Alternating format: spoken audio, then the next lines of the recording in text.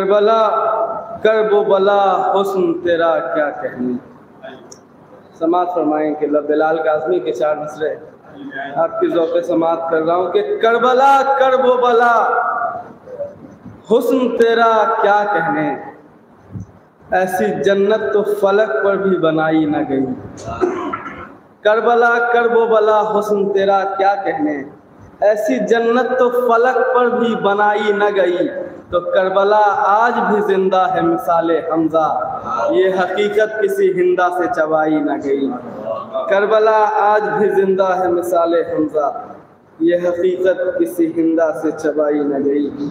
तो फलक नशी ने दिया वो कमाल मिट्टी को, फलक नशी ने दिया वो कमाल मिट्टी को, शिफा बना गया ज़हरा का लाल मिट्टी को।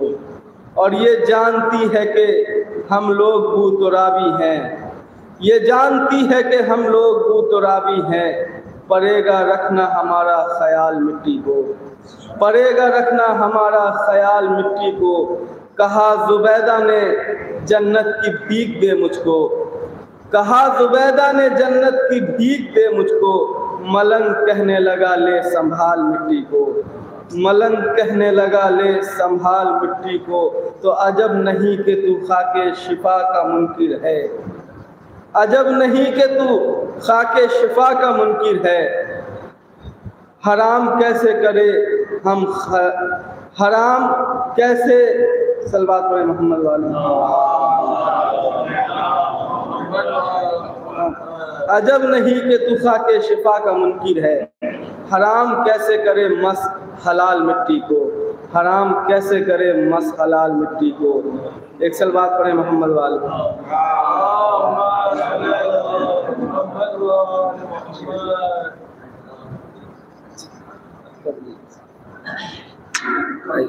आइए आइए 2 मिनट पढ़िए।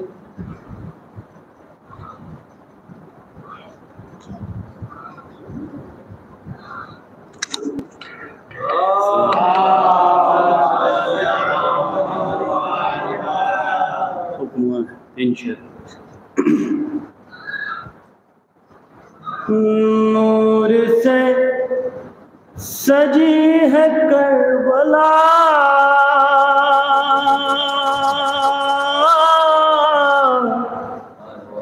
नूर से सजी है करबला, नूर से सजी है करबला, नूर से सजी है करबला। दिल को खींचती है करबला, दिल को खींचती है करबला। और सजदा तू ले दीजिए नबी,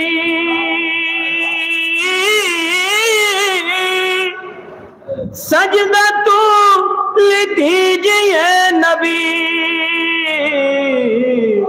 पुश्त पे अभी है करबला, पुश्त पे अभी है करबला। सजदा तू ले दीजिए नबी, सजदा तू ले दीजिए नबी। पुश्त पे अभी है करबला, दिल को खींचती है करबला। और जौन की सियाही जब मिली, जौन की सियाही जब मिली, शह ने तब लिखी है करबला, शह ने तब लिखी है करबला। जौन की सियाही जब मिली, जौन की सियाही जब मिली, शह ने तब लिखी है करबला।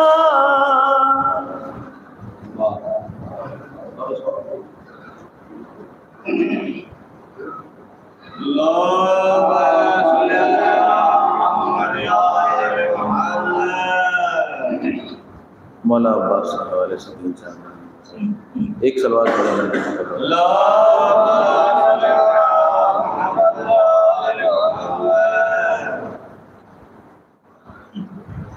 दास्ताने शुजात कदारैन में एक बेमिसल किरदार अब्बास है। दास्ताने शुजात कदारैन में एक बेमिसल किरदार अब्बास है अली के 18 ही बेटे अली पर सभी में अलमदार अब्बास है। दास्ताने शुजात कदारैन में बंद बतौर खास फरमाएंगे कि उनके लहजे में हाशिम की हशमत भी है, उनके तेवर में हमजा के तेवर भी है, उनके तेवर में हमजा के तेवर भी है। हर अदा उनकी इमरान का से है, इनकी बातों में जाफर की ताकत भी है। प्यार है मुस्तफा का हुसैन व हसन, प्यार है मुस्तफा का हुसैन व हसन और हसनैन का प्यार अब्बास है। दास्ताने शुजात कदारैन में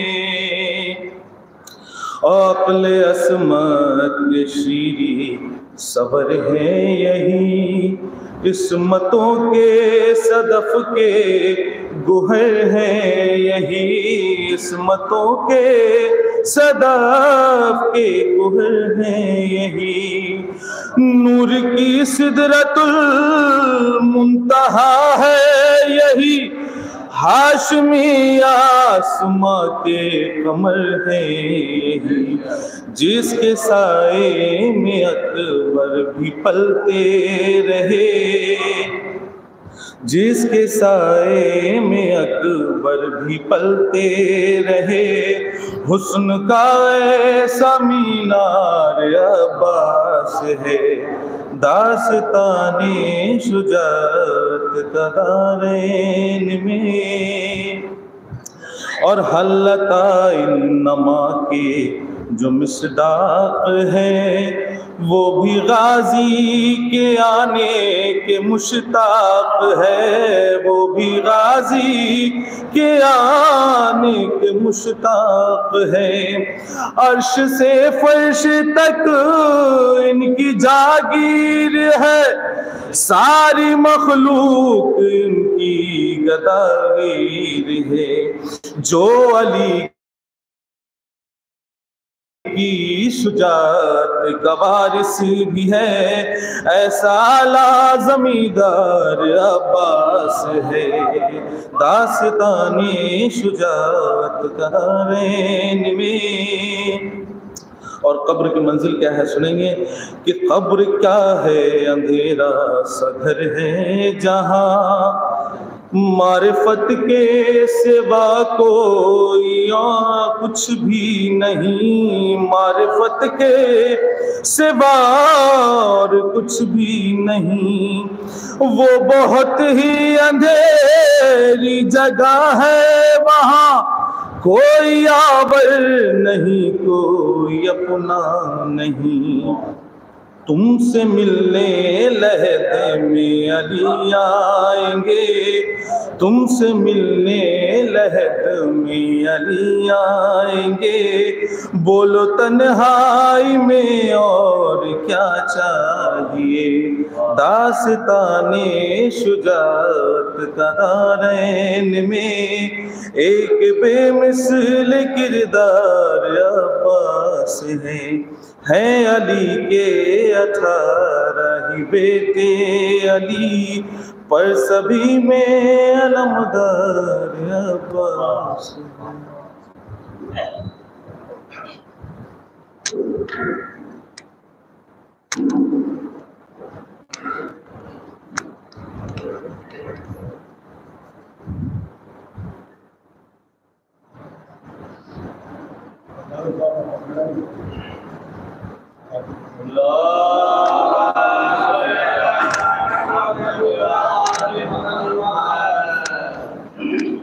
फातिहा।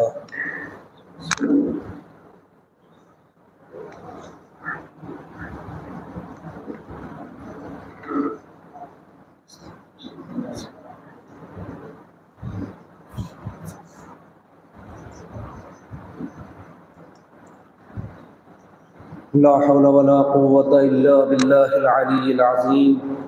हस्बनल्लाहु व निअमल वकील, निअमल मौला व निअमन नसीर। अऊज़ु बिल्लाहिस समीइल अलीम मिनश शैतानिर रजीम। बिस्मिल्लाहिर रहमानिर रहीम।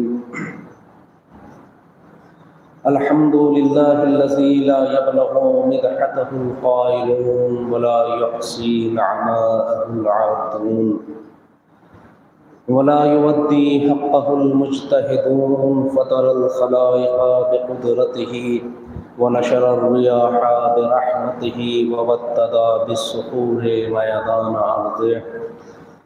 सुम्मा सलातु वस्सलाम वत्तहिय्यतु वल इकराम अला मन अरसलहु शाहिदन व मुबश्शिरन व नज़ीरा व जअलहु सिराजन मुनीरा। मौलाना व मौला सकलैन जद्दिल हसन वल हुसैन अबिल क़ासिम मुहम्मद व अला अहले बैतिही अत्तय्यबीन अत्ताहिरीन अल-मासूमीन अल-मुंतखबीन अल-मुंतजबीन अल-मज़लूमीन व लअनतुल्लाहि अला अअदाइहिम अजमईन मिनल आन इला क़ियामि यौमि युदअ कुल्लु उनासिन बिइमामिहिम। अम्मा बअद फ़क़द क़ाल अल्लाहु तआला व तबारक फ़ी किताबिहिल हकीम। बिस्मिल्लाहिर रहमानिर रहीम। हुवल्लज़ी बअस फ़िल उम्मिय्यीन रसूलन मिनहुम यतलू अलैहिम आयातिहि व युज़क्कीहिम व युअल्लिमुहुमुल किताब वल हिकमा व इन कानू मिन क़ब्लु लफ़ी ज़लालिन मुबीन। सलावत पढ़ें।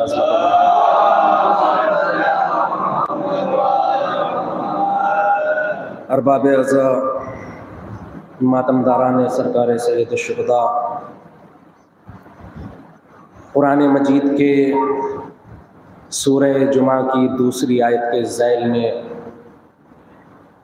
हमारी गुफ्तगू इस मंजिल तक पहुँची कि पैगम्बर इस्लाम ने तबलीग रिसालत में जहाँ मुसलसल 40 बरस अपने किरदार का लोहा मनवाने के बाद ऐलान तौहीद किया, वहीं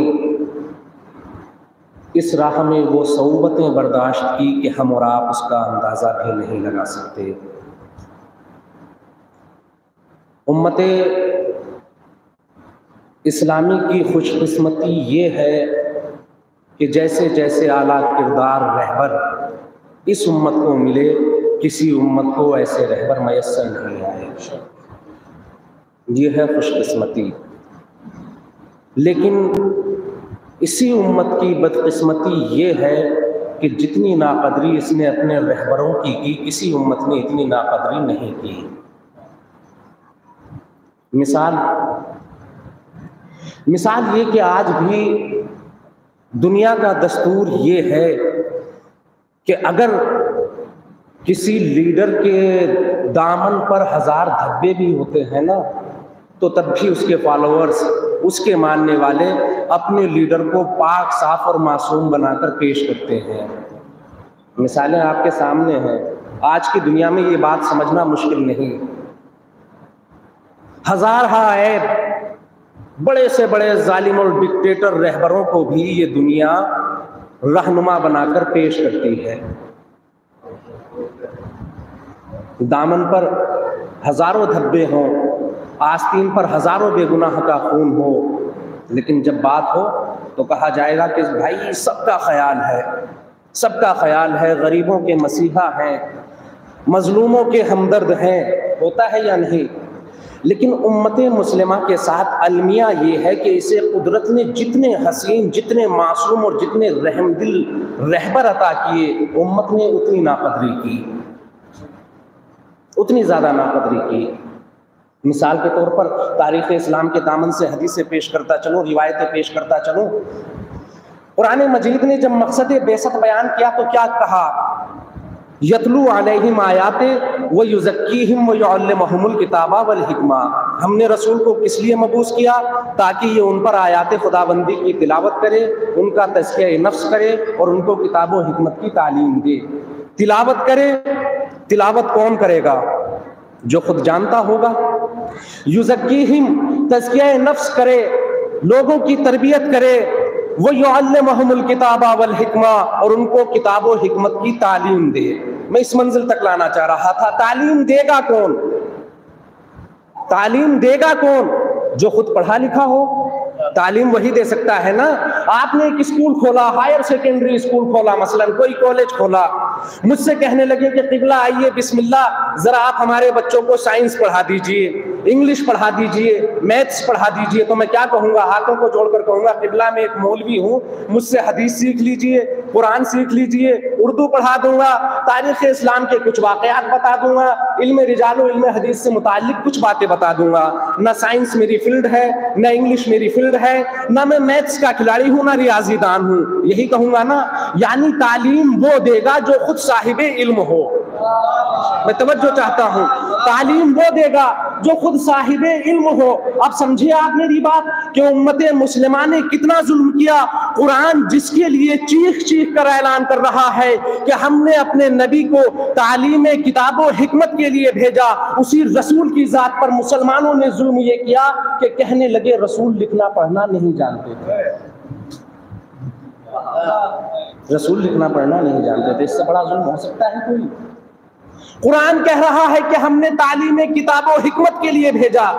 या लफ्जों को बदल दूं, अल्लाह कह रहा है कि हमने अपने हबीब को इसलिए भेजा कि वो इंसानों को तालीम दे। लेकिन मुल्ला कह रहा है कि रसूल इस्लाम लिखना पढ़ना नहीं जानते थे। फैसला उम्मत को करना है कि अल्लाह की माननी है या मुल्ला की माननी है।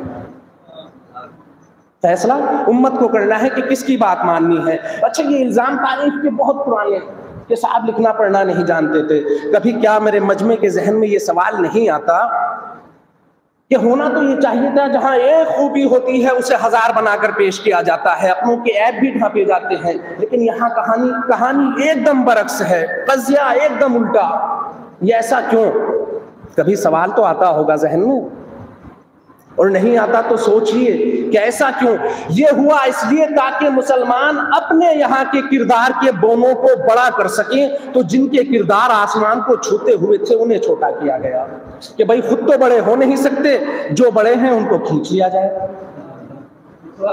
मैं हर बात खुलकर नहीं कह सकता, बस आप समझे, इशारे करते हुए बढ़ रहा हूं। तारीख़ इस्लाम आग और खून का दरिया।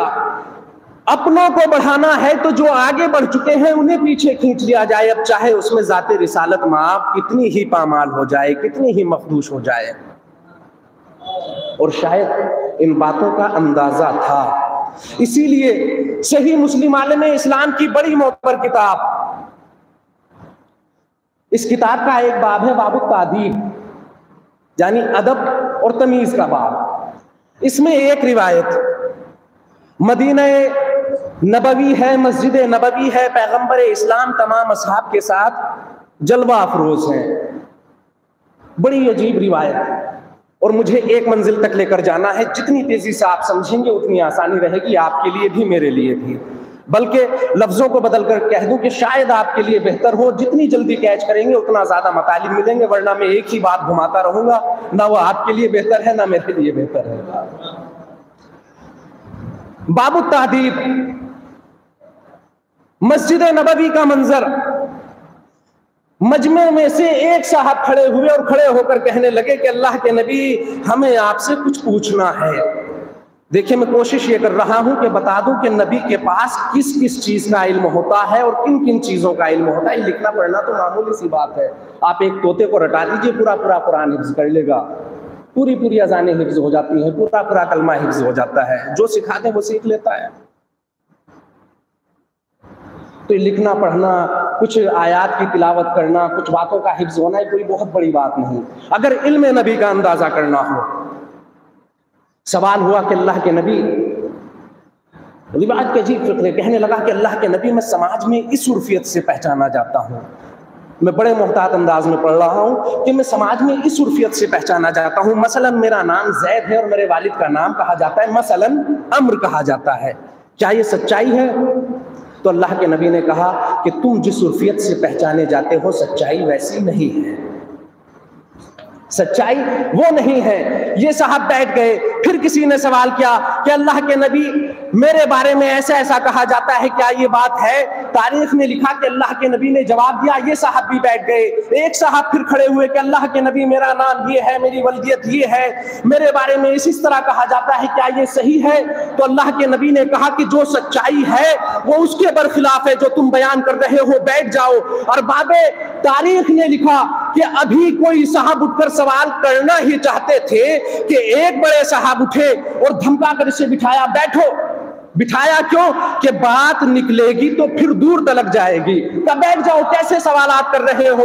लेकिन बज़्मे रिसालत में रसूल इस्लाम के होते हुए इन साहब का इस तरह खड़े होकर टोकना अल्लाह के नबी को बड़ा नागवार गुजरा। और अल्लाह के नबी ने अजीब तेवर के साथ कहा, खामोश, तुम अपनी जगह बैठ जाओ। और फिर मजमे की तरफ रुख करके कहा, सलूनी सलूनी अम्मा शेतुम, जो चाहते हो मुझसे पूछ लो। तवज्जो, मुझे लफ्ज़ सलूनी पर लाना था। सलूनी का मतलब क्या हुआ? आपने अक्सर सुना है ना, सलूनी सलूनी। मिंबर कूफा से मौलाए कायनात ने कहा, सलूनी सलूनी, जो चाहते हो मुझसे पूछ लो। अब यहाँ इस जो चाहते हो मुझसे पूछ लो में सिर्फ इल्म फिक़्ह नहीं है कि मुझसे शरीयत के मसले पूछ लो, नमाज कैसे पढ़नी है, रोज़ा किस वक्त से किस वक्त तक रखना है, किन चीज़ों से रोज़ा बातिल हो जाता है, हज क्या है, ज़कात कितनी देनी है, खुम्स क्या है, ये नहीं, जो तुम चाहते हो पूछ लो। आप इल्म रियाजी के हैं, रियाजी के मसाइल पूछिए। आप माहिर फलकियात हैं, फलकियात के मसाइल पूछिए। आप साइंटिस्ट हैं, साइंस के मसाइल पूछिए। यानी जो पूछना चाहते हो मुझसे पूछो। और ये सलूनी इतना बड़ा दावा है, खुदा की कसम बड़े यकीन और तहकीक के साथ कह रहा हूं, सलूनी इतना बड़ा दावा है कि आप पूरी तारीख अंबिया उठाकर देख लीजिए, किसी नबी ने सलूनी का दावा नहीं किया। आदम से लेकर हमारे नबी तक पैगंबर इस्लाम के अलावा किसी नबी ने सलूनी का दावा नहीं किया। हाँ, सलूनी का दावा किया तो नबी इस्लाम के बाद मौलाए कायनात ने किया। मैं तवज्जो चाहता हूं, मैं हाथों को जोड़कर अर्ज करूं, अल्लाह के नबी, आपने ये सलूनी का दावा क्यों किया? अजब नहीं आवाज़े रिसालत आए कि देखो 11 हिजरी में हम तुम्हारे दरमियान से चले जाएंगे, लेकिन सिलसिला हिदायत को जाना है क़यामत तक। तो अब पैगंबर इस्लाम की मसनद पर आने की कम अज कम शर्त यह है कि इस मसनद पर वही आएगा जो कह सके सलूनी सलूनी। कोई ऐसा इंसान नहीं आएगा जो हर मकाम पर कहता हुआ नजर आए। अगर अली ना होते तो हम हलाक हो जाते। सलावत पढ़े अज़मत मोहम्मद वाले मोहम्मद पर।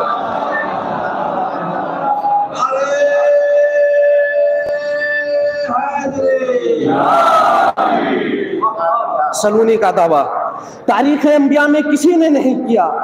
आइए जरा आज गुफ्तगू अगर इसी नहज पर निकल गई, लफ्ज़ सलूनी। तारीख अंबिया में पैगंबर इस्लाम के अलावा सलूनी का दावा किसी ने नहीं किया। बहुत बड़ा दावा है किबला, बहुत बड़ा दावा मौलाए कायनात ने किया। अच्छा, ये सलूनी का दावा जो मौलाए कायनात ने किया है, ये किस वक्त किया? क्या सिर्फ सलूनी कहा? बल्कि सलूनी से पहले भी कुछ कहा है ना। एक सवाल ये होता है, एक सोचा छोड़ा जाता है कि साहब किसी को कुछ मत कहिए।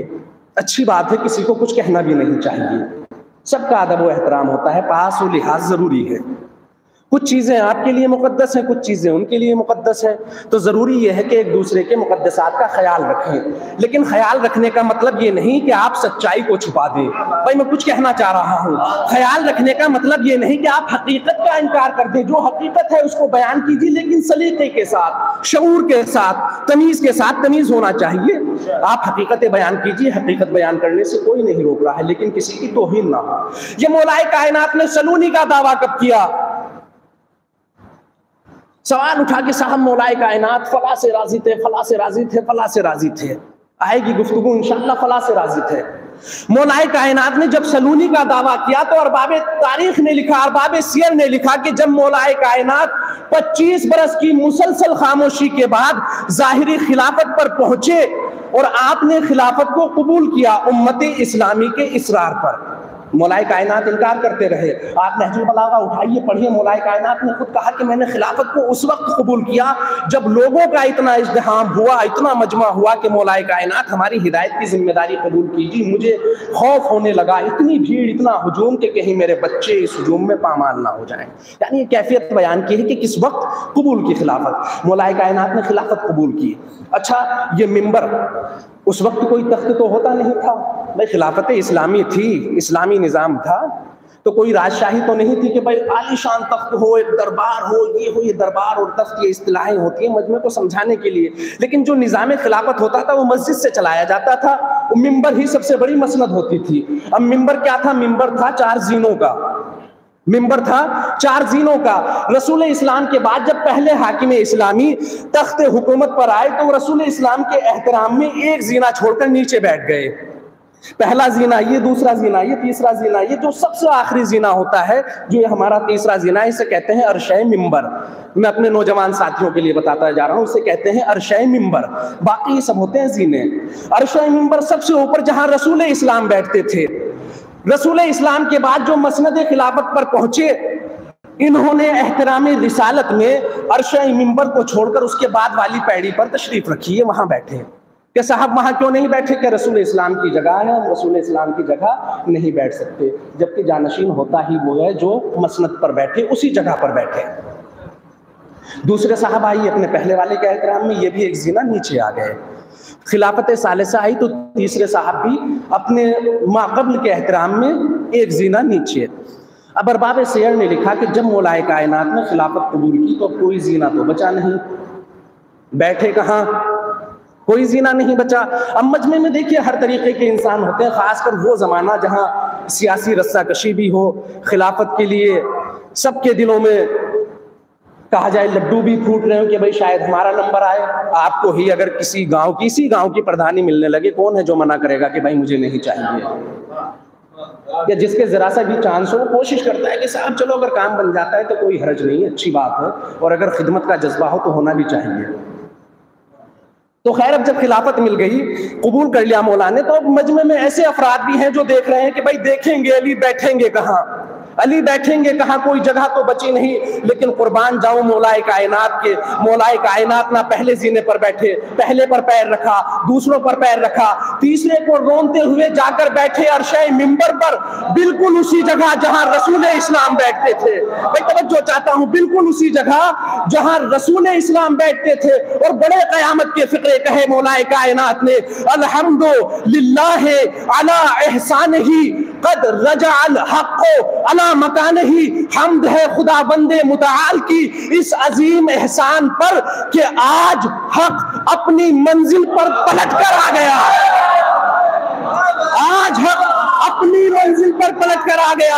अगर मौलाए कायनात ये फिक्रे कहकर खामोश हो जाते तो कोई भी एतराज कर सकता था कि अली ने दावा किया है, आज हक अपनी मंजिल पर पलटा है। दावा ही तो है, दलील क्या है? तो मेरे मौला ने दलील में वही जुमला कहा जो पैगंबर इस्लाम इसी मिंबर से कह चुके थे, सलूनी सलूनी अम्मा शेतुम। अली अब जब मिंबर रसूल पर रसूल इस्लाम की जगह आए तो वही फिक्रे दोहराए, अल्हम्दुलिल्लाह अला एहसानिही कद रजअल हक़्क़ु अला मकानिही। सलूनी सलूनी। अली सिर्फ दावा नहीं कर रहा है बल्कि दलील में रसूल के फिक्रे दोहरा रहा है। सलूनी सलूनी, जो चाहते हो मुझसे पूछ लो। सलावत पढ़े अज़मत मोहम्मद व आले।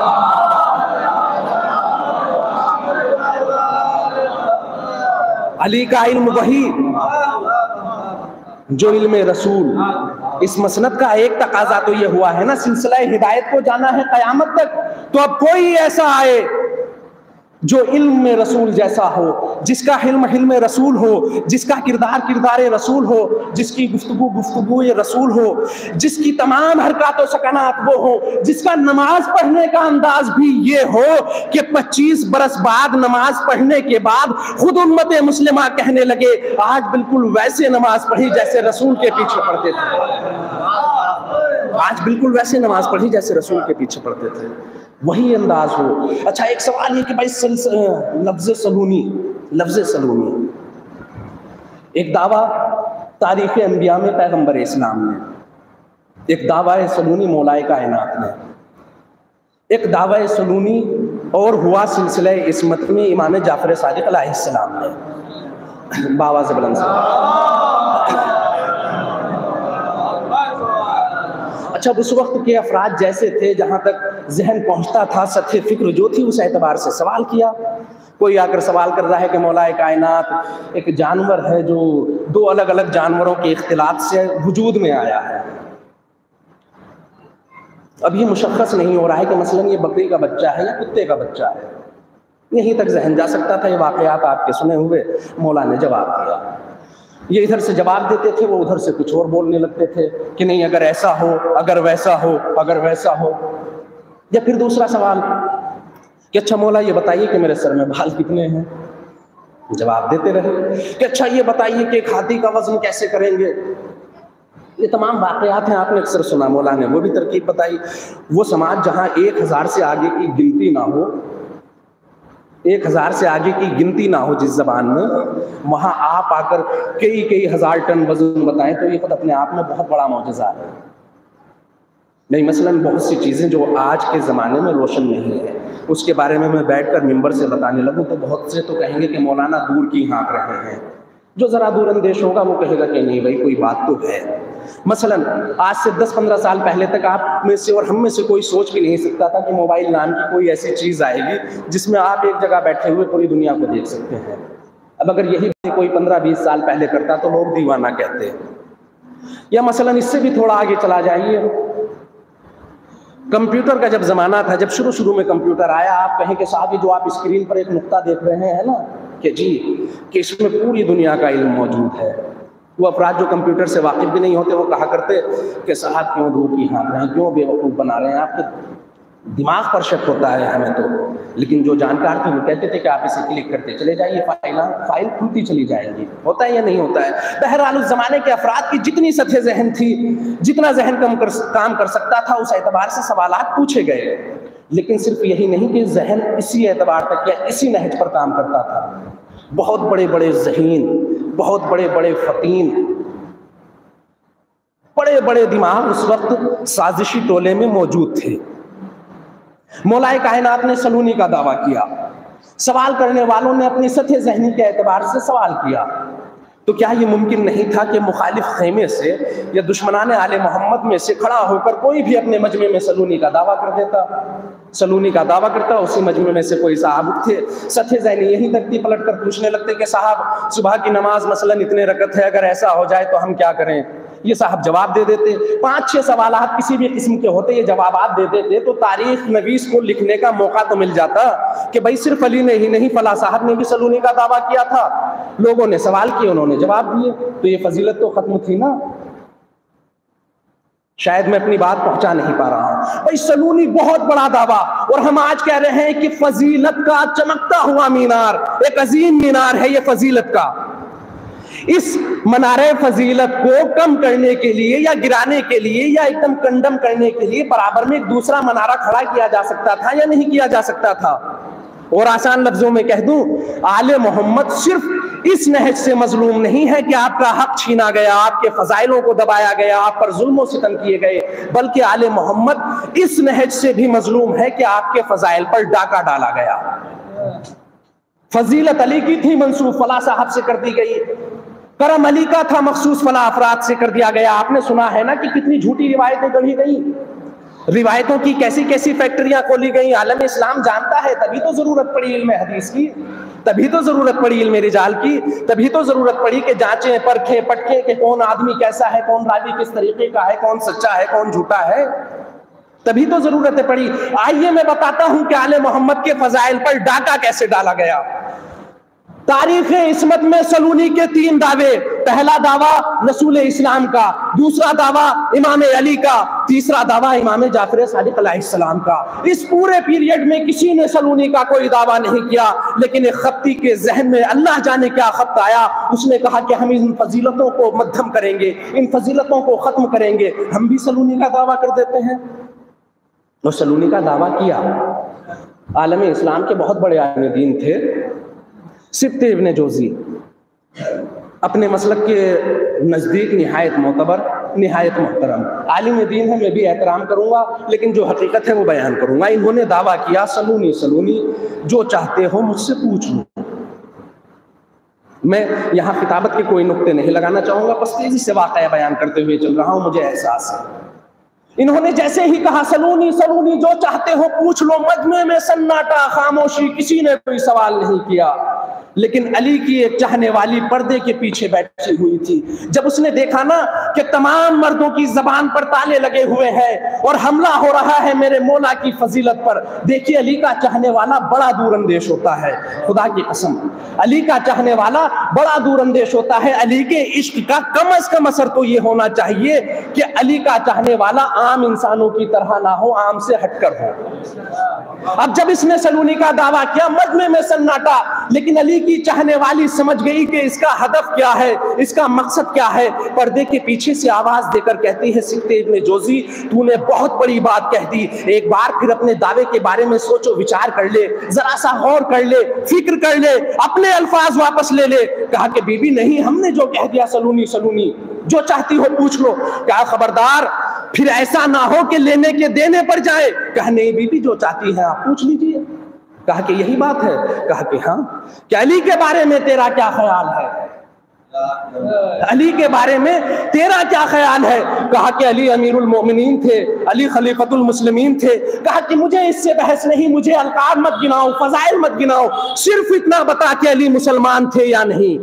मैं तवज्जो चाहता हूं, कितनी मामूली सी बात, सामने कौन है? आलमे इस्लाम का तुर्रम खां समझने वाला, अपने आप को तुर्रम खां समझने वाला। सिब्त इब्न जोजी तुर्रम खां ना समझते तो इतना बड़ा दावा ना करते। भाई इल्म की तो शर्त ही ये है कि इल्म फुरूदन ही लाता है, खुजू लाता है, इनकिसारी लाता है, इज्ज लाता है। आप किसी आलिम से पूछे, वो कभी ये नहीं कहेगा हम बहुत बड़े अल्लामा हैं, हम बहुत बड़ी तोप हैं। इल्म दीन का कमाल तो यही है कि आदमी जितना गर्क होता जाता है इस समंदर इल्म में, इस बहरे इल्म में, वो यही कहता जाता है कि अभी मैंने कुछ भी नहीं पढ़ा। लेकिन ये दावा कर रहे हैं सलूनी जो चाहते हो पूछ लो। कहा कि बता अली को मुसलमान मानता है या नहीं मानता है? कहा कि जी अली मुसलमान थे। आप कैसी बात कर रहे हैं बीबी, अगर अली मुसलमान नहीं तो भला कौन मुसलमान हो सकता है? कि अली मुसलमान थे, मानता है? कहा कि हाँ। क्या अच्छा ये बताओ कि खलीफाए सालिस जो थे वो मुसलमान थे या नहीं थे? कहा कि मुसलमान थे, खलीफतुल मुस्लिमीन थे। कहा कि ये बताओ अगर किसी मुस्लिम बस्ती में किसी एक मुसलमान का इंतकाल हो जाए या कत्ल कर दिया जाए या गुर्बत में मार दिया जाए तो उसका गुस्लो कफन किस पर वाजिब है? मैं तवज्जो चाहता हूं, बहुत हसास मंजिल में सिर्फ बयान करके गुजर रहा हूं कि बताओ अगर एक मुस्लिम बस्ती में किसी एक मुसलमान का इंतकाल हो जाए तो उसका गुस्लो कफन किस पर वाजिब है? कहा कि तमाम मुसलमानों पर वाजिब। मसला है, शरीयत का मसला है कि तमाम मुसलमानों पर वाजिब है। कहा कि अगर कोई एक गुस्लो कफन का एहतमाम कर दे, कहा कि सबसे साकित। कहा कि अगर कोई एक भी गुस्लो कफन का एहतमाम ना करे, कहा कि सब गुनहगार। कहा कि तू अली को मुसलमान भी मानता है, खलीफतुल मुस्लिमीन भी मानता है, अमीरुल मोमिनीन भी मानता है। फिर सबब क्या था कि 35 हिजरी में रसूल के मदीने में खलीफतुल मुस्लिमीन को बेदर्दी के साथ कत्ल कर दिया गया, लेकिन 3 दिन तक किसी ने गुस्लो कफन भी नहीं दिया। फंस गया ना, आलिम था, फंस गया। अब देखिए मक्कार लोगों की एक सिफत होती है, जब ये सीधे से जवाब नहीं दे पाते ना तो बात को घुमाते हैं। मस्जिदों में खवातीन का आना कोई शरई इश्काल नहीं है, कोई शरई इश्काल नहीं रखता। मस्जिदों में खवातीन आ सकती हैं, आती हैं, जो शराइत है मस्जिद की, उन शराइत की पाबंदी होनी चाहिए। अब भी आप इस्लामी ममालिक में जाइए, देखिए खवातीन नमाजों में भी शिरकत करती हैं, नमाज़ जुमा में भी शिरकत करती हैं, तमाम अहम मौक़े पर मस्जिद में आती भी हैं। ये हमारे हिंदुस्तान का एक टैबू बना हुआ है कि भाई औरतें मस्जिद में नहीं जाएंगी। बहरहाल अब आइले इस्लाम से खवातीन मस्जिदों में आती हैं। अब जब ये फंस चुका बुरी तरह, भाई अगर उधर जाए तो इधर से जो आपका अपना अकीदा है वो खत्म है, अली को बुरा कह नहीं सकते, सलूनी का दावा किया है तो इज्जत भी बचानी है अपनी। तो कहा कि बीबी आप जो मस्जिद में तशरीफ लाई है, कहा कि सिब्ते इब्ने जोजी मैं खूब समझ रही हूं तू क्या कह रहा है, मैं फिर पलट कर जवाब दूंगी तो तू फिर फंस जाएगा। कि नहीं बीबी ये बताओ आप जो मस्जिद में तशरीफ लाई है, आप अपने शोहर की इजाजत से तशरीफ लाई हैं या खुद चली आई हैं? कहा कि सिब्ते इब्ने जोजी कहना क्या चाहता है? कहा कि बीबी मैं कहना ये चाहता हूं कि अगर तुम अपने शोहर की इजाजत से मस्जिद में आई हो तो खुदा तुम्हारे शोहर से समझे, और अगर अपने शोहर की बगैर इजाजत से मस्जिद में आई हो तो खुदा तुम पर लानत करे। बस बीबी ने मचल कर कहा सिब्ते इब्ने जोजी मेरे बारे में तो इतनी बड़ी बात कह दी कि मैं अपने घर से मस्जिद तक आई, अगर कोई बीबी अपने घर से निकलकर खलीफा वक्त के खिलाफ मैदान में आ जाए। बस सलावत पढ़े अज़मत मोहम्मद वाले मोहम्मद। बात आपके जहन तक पहुंच गई। आले मोहम्मद के फजाइल पर इस तरह डाका डाला गया। अब मैं ये एक नया बाब मजलिस में इंशाअल्लाह रोज एक दो बातें बयान करूंगा कि किस तरीके से फजाइल आले मोहम्मद पर डाका डाला गया। आले मोहम्मद बहुत मजलूम है, मैंने अक्सर एक जुमला कहा, आले मोहम्मद बहुत मजलूम है और आज भी मजलूम है। अगर हम यही कोशिश कर सकें कि हम इस मजलूमियत के भंवर से आले मोहम्मद को निकालने में कुछ तो मदद करें, यही बहुत बड़ी खिदमत होगी। बहुत मजलूम लफ्ज सलूनी। अब ये सलूनी का दावा जो हो रहा था ये किस लिए हो रहा था? क्या वाकई अपने इल्म का सिक्का बिठाना था? दावा इसलिए था कि आने वाला मौरख लिख सके कि अगर नबी इस्लाम ने, मौलाए कायनात ने या इमाम सादिक ने दावा किया है तो कोई बहुत बड़ी बात नहीं, ये दावा तो फला भी करके चले गए थे, ये दावा तो फला भी करके चले गए थे। लेकिन अली की चाहने वाली बेदार थी, नजरें देख रही थी कि कहां कहां क्या क्या साजिशें हो सकती है, तो दावा करने वाले को जलील कर दिया। एक दावा और हुआ सलूनी का। अब जब उन्होंने फिर दावा किया कि सलूनी सलूनी जो चाहते हो मुझसे पूछ लो, या कहा जाए कि इल्म का अफारा हुआ था, बदहजमी हुई थी कि साहब जो चाहते हो पूछ लो, तो अली का एक चाहने वाला फिर उठा, कोई बहुत बड़ा सवाल नहीं किया, कहा कि साहब ये बताओ कि मक्खी की पसलियां कितनी होती हैं?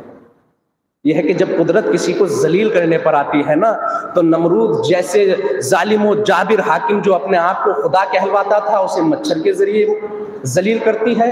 अब इन्होंने जब सलूनी सलूनी किया तो सवाल करने वाले ने सवाल किया कि साहब ये बताओ कि मक्खी के पसलियां कितनी होती हैं? तो अब जानते हैं कि खुद ये दावा करने वाला क्या कहकर मिंबर से उतरा कि खुदा की कसम इस सलूनी के दावे ने जलील करा दिया, इस सलूनी के दावे ने जलील करा दिया।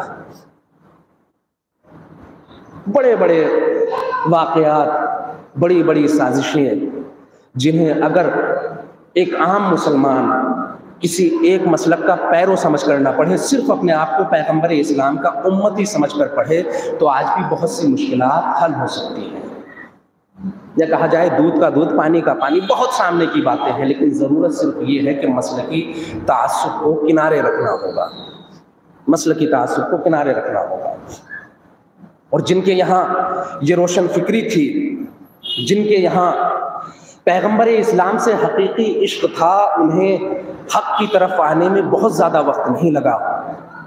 मैंने नमूनतन जिक्र किया था जनाब ज़ुहैर इब्न कैन का। करबला वो रोशन मनारा है हिदायत का कि जहाँ तक अगर ज़हन इंसानी पहुँच जाए, ज़मीर इंसानी पहुँच जाए, तो हक का रास्ता मुबहम नहीं रह जाता। करबला आज भी अपनी आगोश को वाक़ई हुए है कि कोई है हुर्सिफत जो हिदायत की तलब रखता हो, जिसे पैगंबर इस्लाम के खेमे में शरीक होना हो, देखिए, अपनी ज़बान से दावा करना बहुत आसान है कि हम पैगंबर इस्लाम के उम्मती हैं, हम पैगंबर इस्लाम के शहदा हैं, लेकिन कामयाब वही है जिसे वो कह दे कि ये हमारा है। और इसके लिए बहुत ज़्यादा कुछ साबित करने की ज़रूरत नहीं है, सिर्फ किरदार ऐसा बना लो, वो खुद कहेंगे कि हाँ ये हमारा है। महज़र करबला में बहुत से अफराद हैं जिनके बारे में कोई तसव्वुर भी नहीं कर सकता था कि ये करबला पहुंच भी सकते हैं, और बहुत बड़े बड़े नाम ऐसे भी हैं जिन्हें देखकर इंसान सोचता है कि ये करबला में थे क्यों नहीं। कभी इस नहज से भी करबला को देखिए, करबला पर गौर कीजिए, फिक्र कीजिए, करबला है क्या। बहुत बड़ी बड़ी शख्सियत, तारीख़ इस्लाम की बड़ी बड़ी हस्तियां करबला में मौजूद नहीं है। क्यों मौजूद नहीं है? क्यों हुसैन की रकाब में ये शख्सियतें शामिल नहीं हो सकी? क्यों हुसैन के हम रकाब नहीं हो सके ये अफराद? मसलन मदीने में ही देख लीजिए, खानवादे बनी हाशिम से देख लीजिए, अब्दुल्ला इब्न अब्बास का अक्सर नाम सुना, मुफस्सिर कुरान, इतनी बड़ी शख्सियत खानवादे बनी हाशिम की, लेकिन करबला में नहीं है। जनाब जाफर करबला में नहीं है, जनाब मोहम्मद हनफिया करबला में नहीं है। बहुत सी शख्सियत, कभी गौर कीजिएगा। लेकिन हबीब इब्ने मज़ाहिर जैसी शख्सियतें करबला में हैं। हुसैन करबला में पहुंच गए हैं, पूरे कूफे की नाकाबंदी। किस तरह नाकाबंदी? आपने अक्सर सुना कि कूफे से कोई एक इंसान भी बाहर नहीं निकल सकता, शहर से नहीं निकल सकता, चारों तरफ हुकूमत के कारिंदे, इब्ने ज़ाद जैसे जल्लाद के अफराद चारों तरफ घूम रहे हैं कि खबरदार कोई कूफे से ना निकले। लेकिन हबीब जैसे इंसान, मुस्लिम इब्ने औसजा जैसे इंसान फिर भी करबला पहुंच रहे हैं। और सिर्फ पहुंच नहीं रहे हैं, बल्कि इमाम हुसैन खत लिखकर बुला रहे हैं। ये खत लिखकर बुलाना कोई मामूली बात है?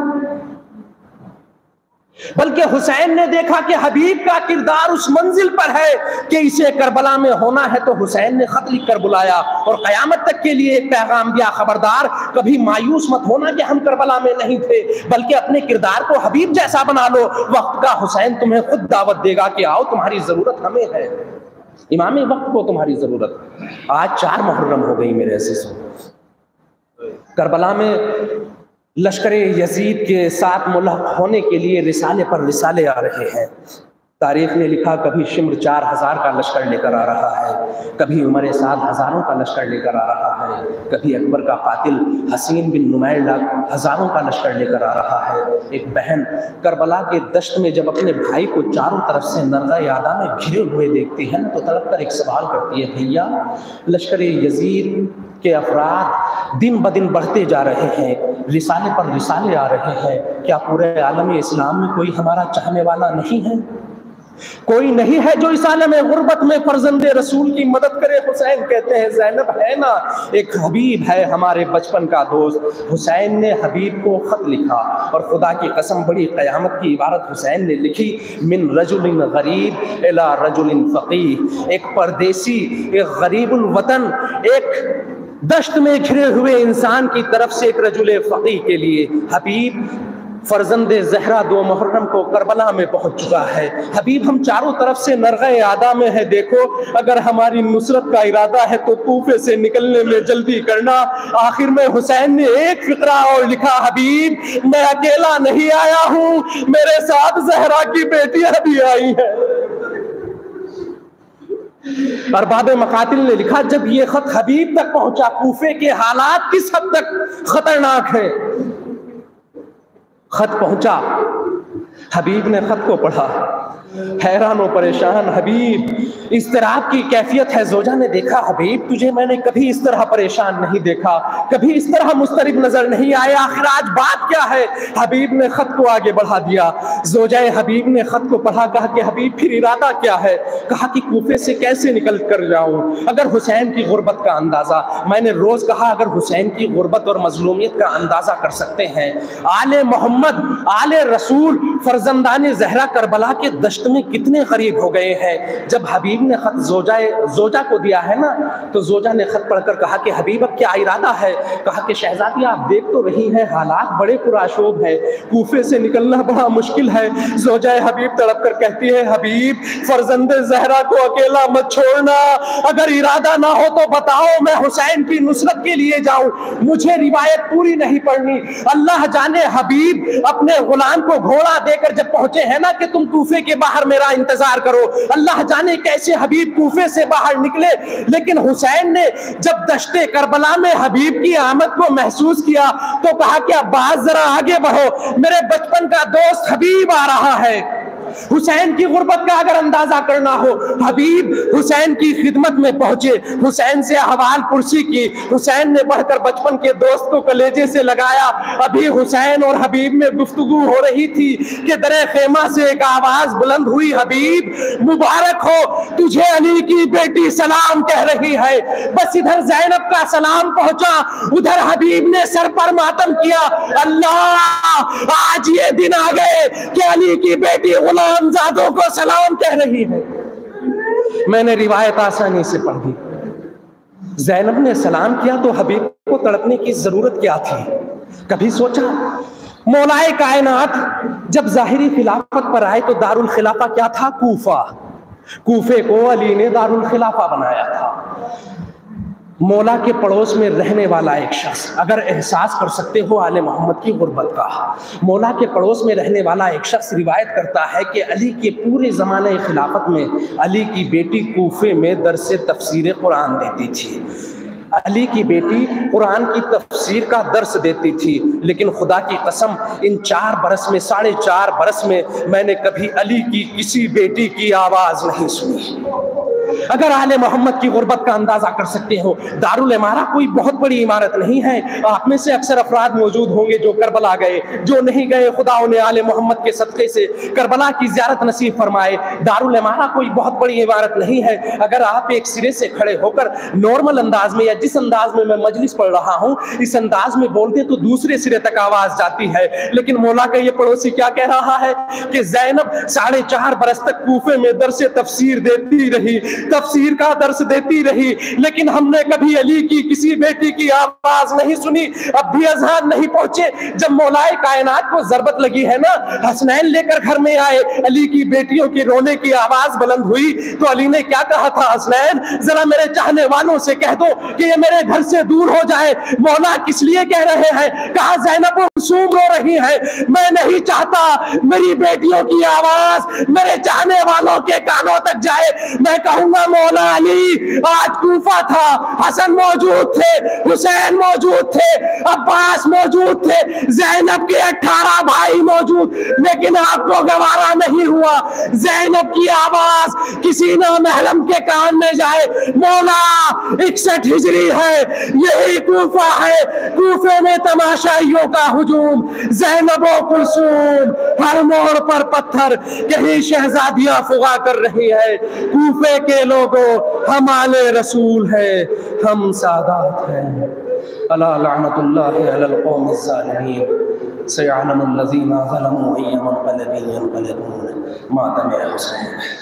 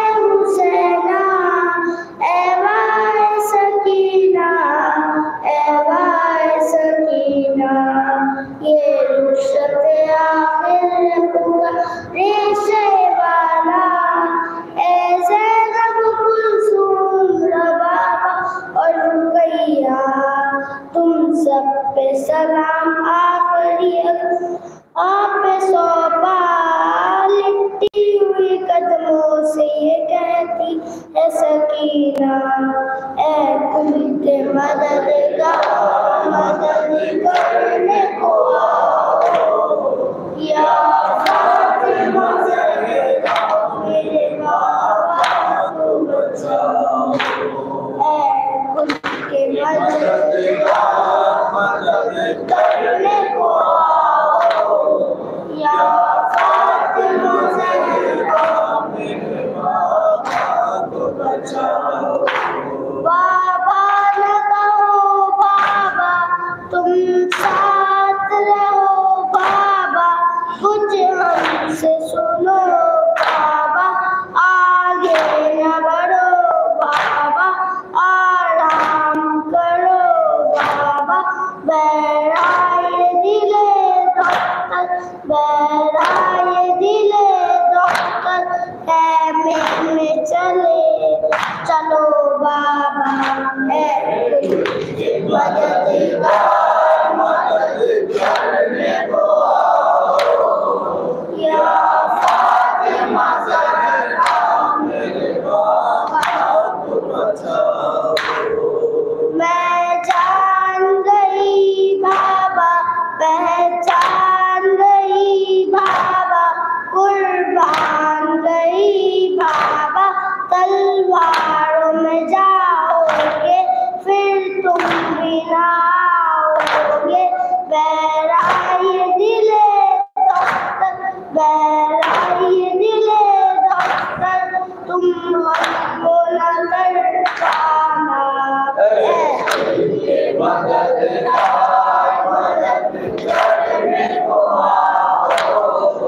या फातिमा ज़हरा मेरे बाबा को बचाओ बाबा है मेरे बाबा लाजिम है अगर जाना ये हमसे करो वादा जब शहर का सन्नाटा और मेरी सदा सुनना बैराए दिले डॉक्टर बैराए दिले डॉक्टर तुम लौट के आ जाना मदद करने को आओ या फातिमा ज़हरा मेरे बाबा को बचाओ बोला सकीना जा सो जान से मैं करवा इस तरह ना हो दिया एक वादा निभाना है एक फर्ज पुराना है बैराए दिले डॉक्टर बैराए दिले बाबा तुम आज दुआ करना उनके मददगार मदद करने को आओ या फातिमा ज़हरा मेरे बाबा को बचाओ पुरसा है मौला रेहान अली जी का करते थे हरम सरवर ने कहा बेटी साथ है ये जुदाई की बैराए दिले डॉक्टर बैराए दिले बाबा वक्त में जाओ या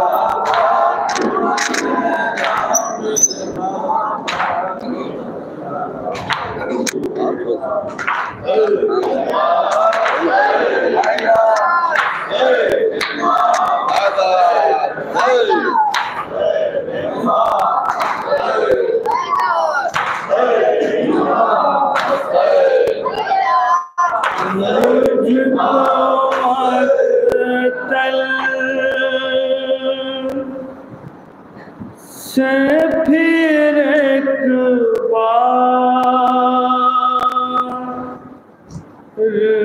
सदा दो अकबर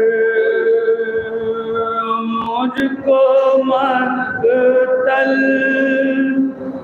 से फिर एक बार सदा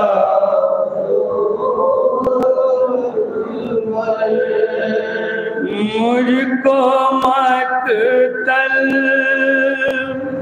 से फिर एक बार सदा दो अकबर मुझको मक़तल से फिर एक बार सदा दो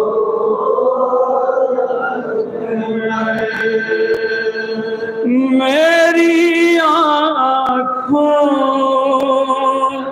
में अंधेरों के सिवा कुछ भी नहीं मुझको मक़तल से फिर एक बार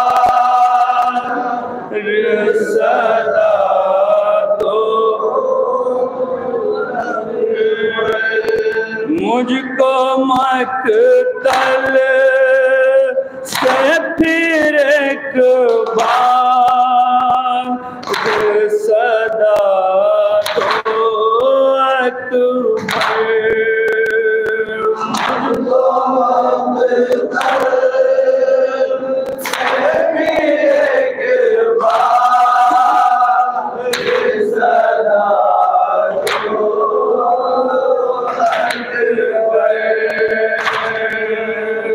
सुन के आवाज़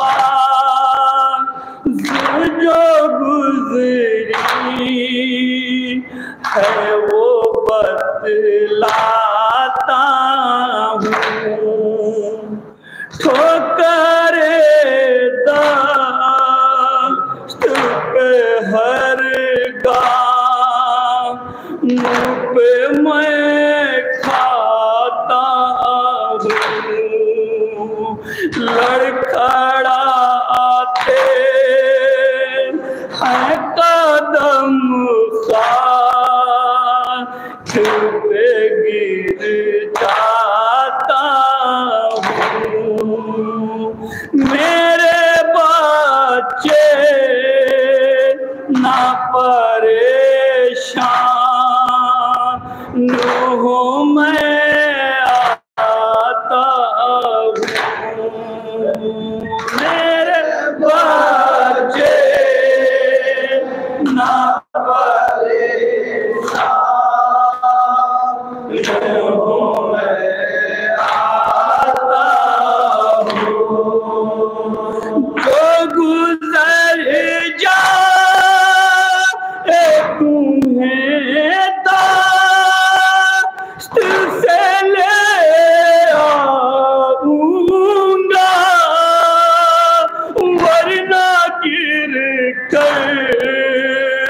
मैं वही लाश पे मर जाऊंगा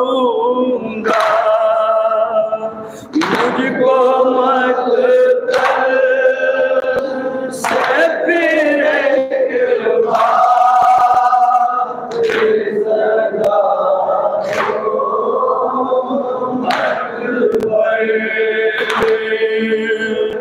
जब भी खैमे में गए लेने को तुम इज़्ने वेगा एक को हर एक ने तुम्हें घेर लिया मेरे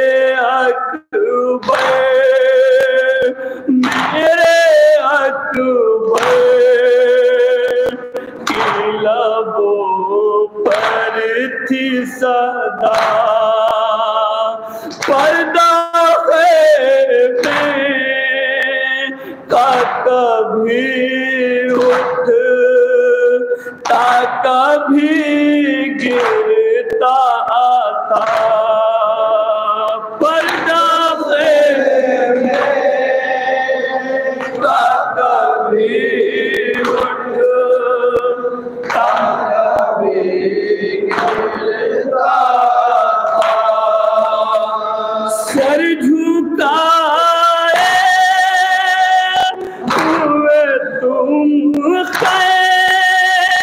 में से बेटा निकले, यूं लगा से भरे घर से जनाजा निकले, मुझको मक़तल से फिर एक सदा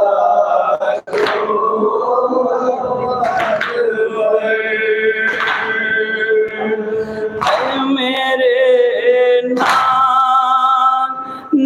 की तस्वीर मेरे नूरे करके रुख़सत मैं तुम्हें ना हुआ था बेचैन, घोड़े के पीछे बहुत दूर रहा करते हुए दौड़ना साके चलने से है कासिर ये हुसैन, दौड़ना साके चलने से है कासिर ये हुसैन। आज दुनिया पे ये हर सांस बाला है, छिन गया वो जिसे 18 बरस पाला है, मुझको मक़तल के बाद सदा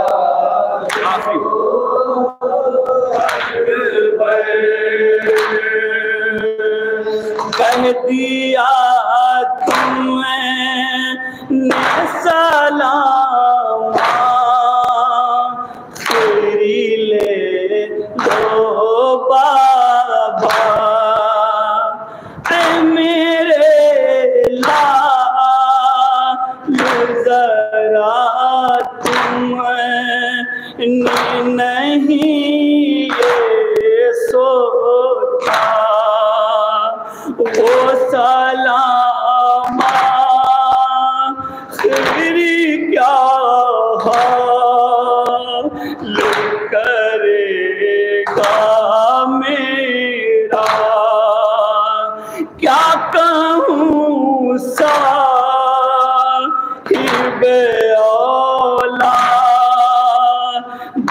नहीं हो बेटा,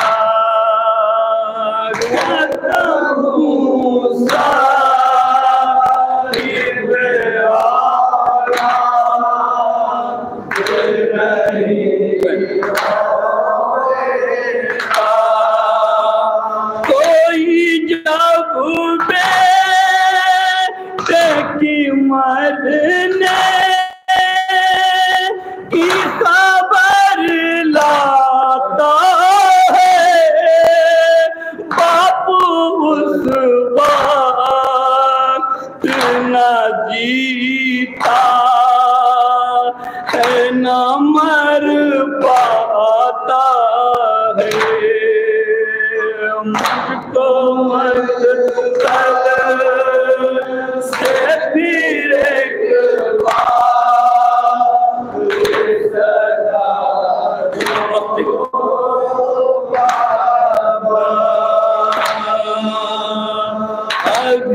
कुछ दूर चले थे शहवाला अनवर नागहदार के दर पर हुए बेटा अकबर हक पर बैठ गए बेटे काला शाले कर हाशमी बाचो को रो रो के पुकारे सरवर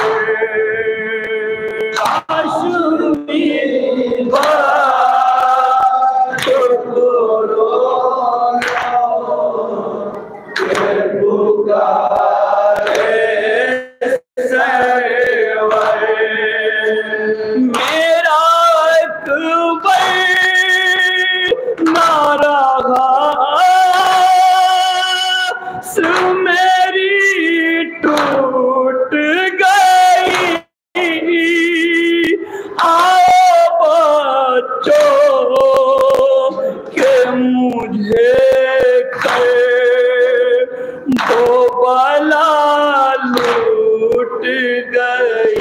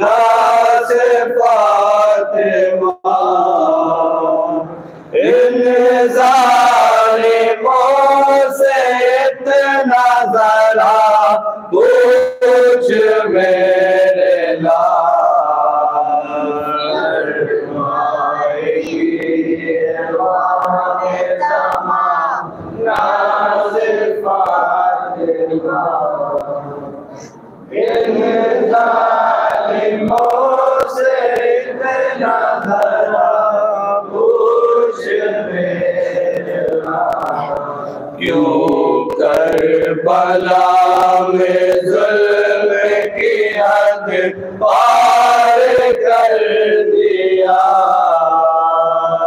क्यों करबला में जुल्म की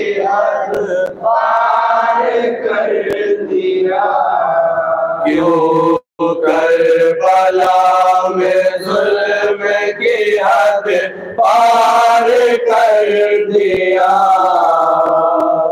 इन जालिमों से इतना जरा पूछ मेरे लाल,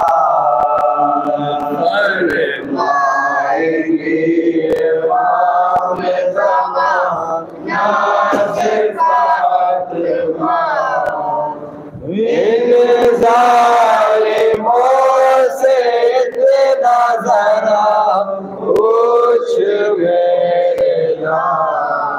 असग़र की कब्र खोद के सर क्यों कलम किया,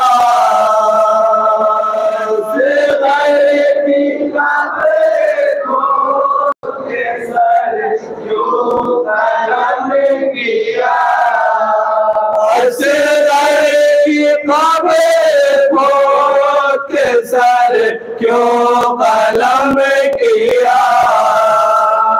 इन जालिमों से इतना जरा पूछ मेरे लाल, फरमाएंगे इमाम ज़माना से फातिमा, इन जालिमों से इतना जरा पूछ मेरे लाल, फरमाएंगे इमाम ज़माना से फातिमा। एक हाथ से संभाले हुए टूटी पसलियाँ, एक हाथ से संभाले हुए टूटी पसलियाँ, एक हाथ से संभाले हुए टूटी पसलियाँ, एक हाथ से संभाले हुए टूटी पसलियाँ। फरमाएंगी इमाम ज़माना से शैख़ माँ, फरमाएंगी इमाम ज़माना से शैख़ माँ। करबो बला में थी मेरे असग़र की क्या पता, करबो बला में थी मेरे असग़र की क्या पता, करबो बला में थी मेरे असग़र की क्या पता। इन जालिमों से इतना जरा पूछ मेरे लाल, फरमाएंगे इमाम ज़माना से फातिमा, इन जालिमों से इतना जरा पूछ मेरे लाल, फरमाएंगे इमाम ज़माना से फातिमा। फिर सैयदा तड़क करेंगे मेरे लाल, फिर सैयदा तड़क करेंगे मेरे लाल। इन ज़ालिमों से पहले फ़क़त कर यही सवाल, इन ज़ालिमों से पहले फ़क़त कर यही सवाल। मेरे चमन को सारा बर्बाद क्यों किया, मेरे चमन को सारा बर्बाद क्यों किया, मेरे चमन को सारा बर्बाद क्यों किया। इन जालिमों से इतना जरा पूछ मेरे लाल, फरमाएंगे इमाम ज़माना से फातिमा, इन जालिमों से इतना जरा पूछ मेरे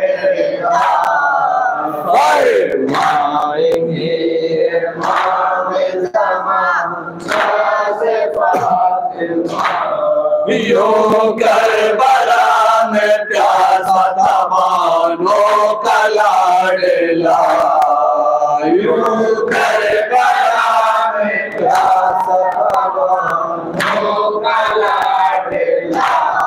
मुँह खोलता था बंद वो करता था बारा, खोलता था बंद वो करता था बारा। उस हाल में भी पानी उसे क्यों नहीं दिया, उस हाल में भी पानी उसे क्यों नहीं दिया, उस हाल में भी पानी उसे क्यों नहीं दिया। इन जालिमों से इतना जरा कुछ मेरे लाल आएंगी बाहर जमा से फातिमा। इन जालिमों से इतना जरा कुछ मेरे लाल आएंगी ज़माना से फातिमा। मेरे लाल से जरा ये भी पूछ ले, मेरे लाल से जरा ये भी पूछ ले। ओ मुलबनी के लाल के जब हाथ कट गए, के लाल के जब हाथ कट गए, घोड़े से मौजा में की तरह से गिरा, घोड़े से मौजा में की तरह से गिरा, घोड़े से मौजा में की तरह से गिरा। इन जालिमों से इतना जरा